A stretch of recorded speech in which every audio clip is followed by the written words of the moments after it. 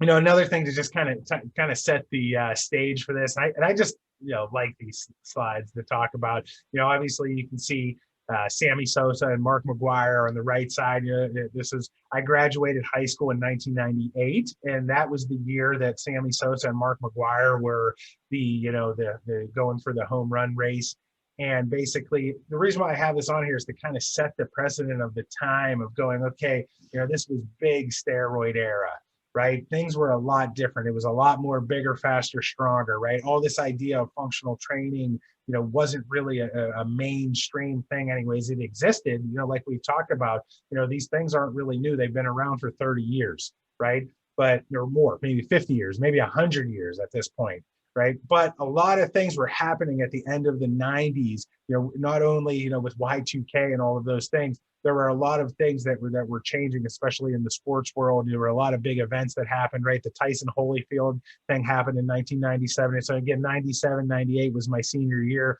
The Monica Lewinsky Clinton scandal happened. Viagra came on the market in 1998, which I thought this was pretty cool. The smoking ban happened in California in 1998, right? So, I don't even know if it still happened in Pittsburgh or not. I remember when they tried to do this in Pittsburgh, they tried to ban smoking from the bars. Everybody was like, yeah, right. And then they just kept doing it. I know the one bar that I go to visit back home still is the same way. We talked about the Balanced Budget Act, right? That in 1997, they did all this stuff that ended up thinking they thought it was going to affect Medicare, which decreased enrollment to PT schools. And it ended up not even actually having an effect on Medicare reimbursement.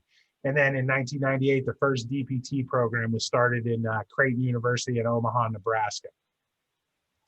So also there were all these really cool technological things that were changing, right? Steve Jobs went back to Apple in 1997. Napster came out my freshman year of college, which was 1999. Facebook came along when I was, in 2004, when I just started grad school, and Wikipedia and Google and YouTube, and everything was just changing. The idea of biohacking and using technology for fitness and strength and conditioning was starting to happen. But my college really hadn't started their exercise science program until the year 2000. So it was a really new thing, in a new program for our campus. And, to be one of the first students to go through that program was really cool. And it was really supposed to be designed to be a feeder program, for the physical therapy program at Gannon University at that time.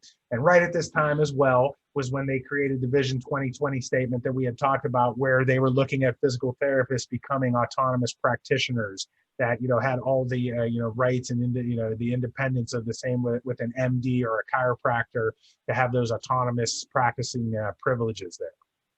All right. So, and at this time, right, I